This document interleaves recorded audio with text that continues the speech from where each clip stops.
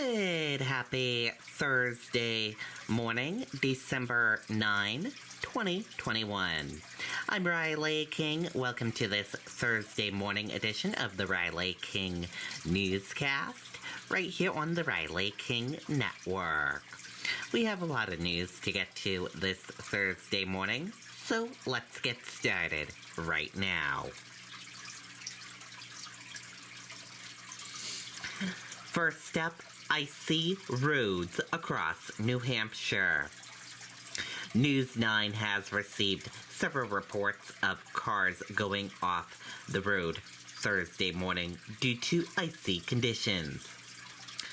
If you are heading out on the roads Thursday morning, be sure to leave yourself plenty of time to get to your destination and take it slow.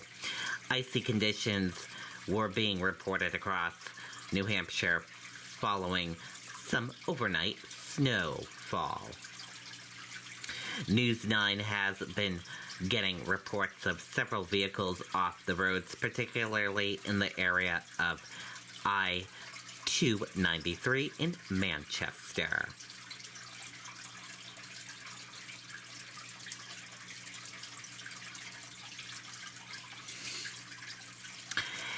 Deadly crash in Keene under investigation. Police said at least one person was killed Wednesday night in a crash on Route 9 in Keene. A fatal crash in Keene is under investigation. Police said the crash happened shortly before 10:30 p.m. Wednesday on Route 9 at the intersection of Whitecombs Mill Road. Authorities tell News 9 at least one person was killed in a two-vehicle crash. The name of the victim has not been released. A section of Route 9 was shut down for several hours after the crash. The Department of Transportation tweeted at about 5:15 a.m. Thursday that the area was clear. This is a developing story. Stay with News 9 for updates as we learn more information on this crash.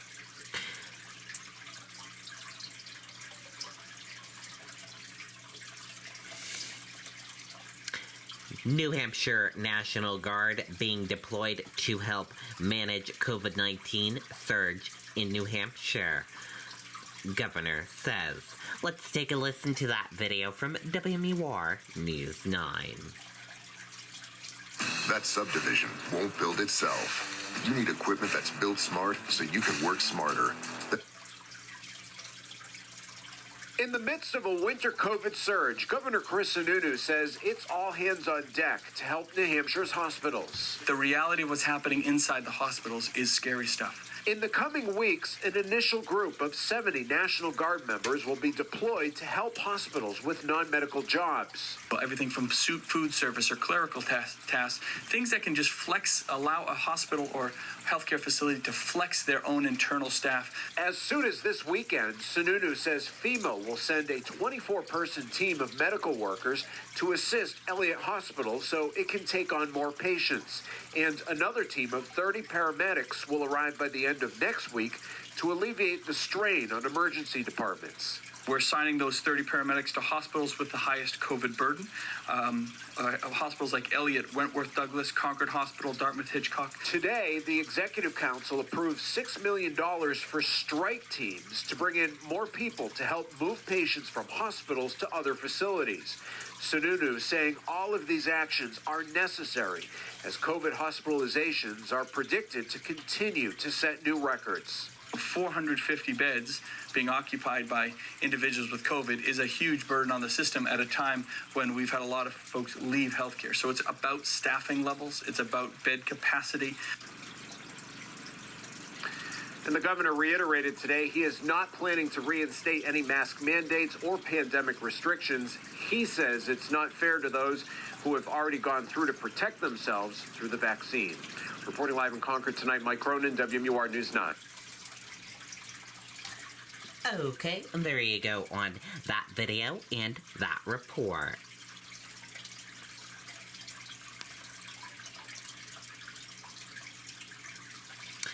Number of active COVID-19 cases, hospitalizations in New Hampshire set a new record.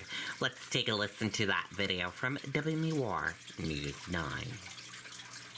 Holiday, holiday, what games will you play? With lots of chances to win cash, you might just shout hooray. Hey, scratch tickets, Powerball, many ways to play.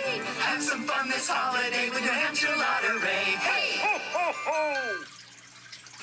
Great, good afternoon. So we are reporting 1,184 new people diagnosed with COVID-19 today.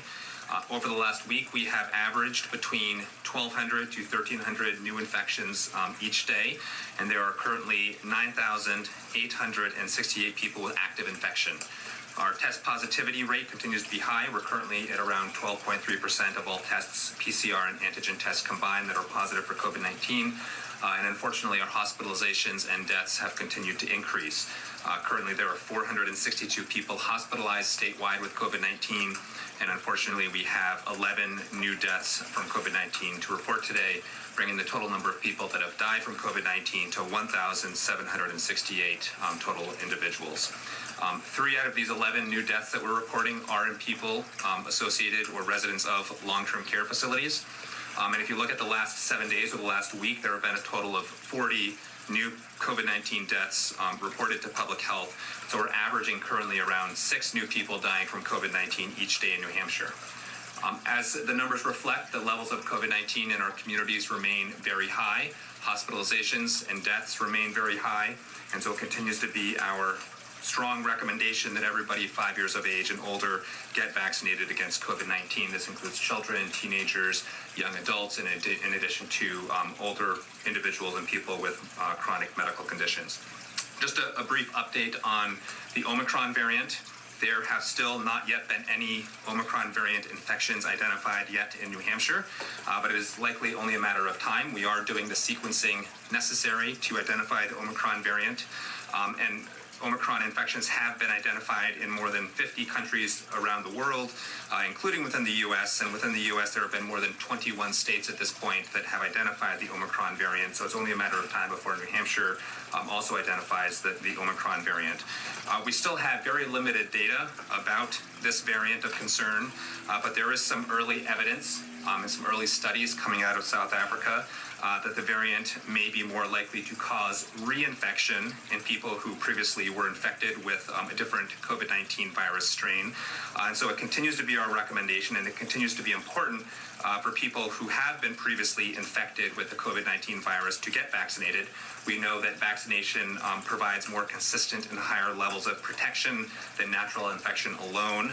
And vaccination also protects against complications of COVID-19, such as hospitalization and death, and possible long COVID symptoms. We also have limited data on vaccine effectiveness against this new Omicron variant.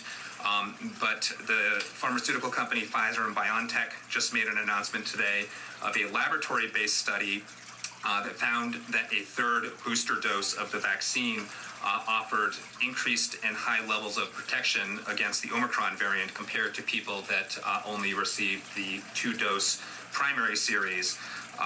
Again, this is only a laboratory-based study. We haven't seen the full data on this. We are still waiting for real-world vaccine effectiveness data to come forward.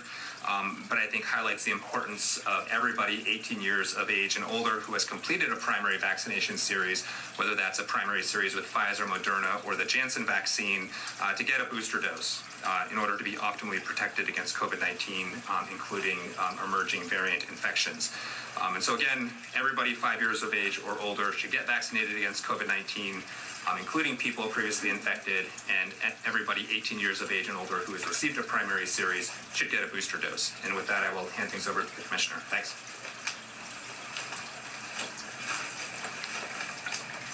Good afternoon. Very brief update. Our long-term care institutional outbreaks are staying about even. We are closing. We have 4 that have closed since our last press conference, and we're opening 5. So there's 24 total outbreaks in New Hampshire right now, so we're staying even, and we've seen that over the last couple of weeks. Thanks.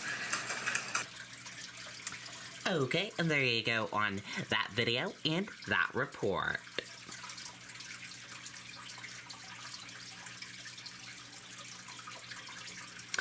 Proposal to bring back mask mandate in Keene advances. Let's take a listen to that video from WMUR News 9.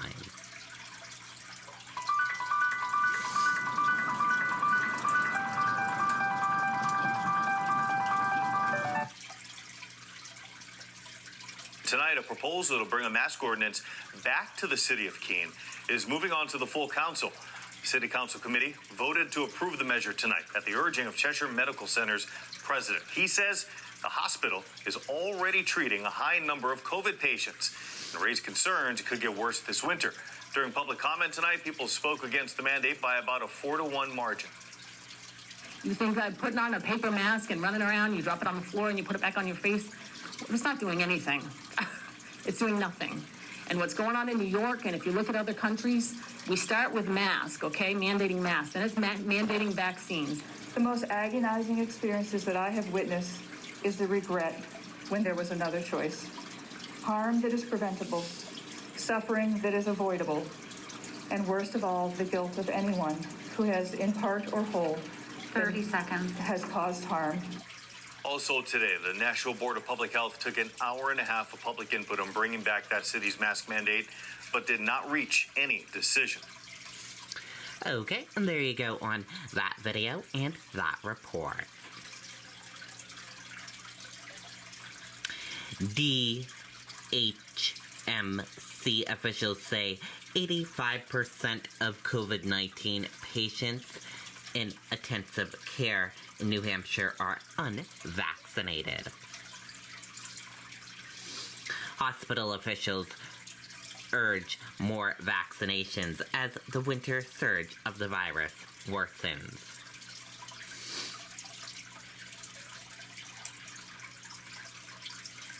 Take a look at this report right here.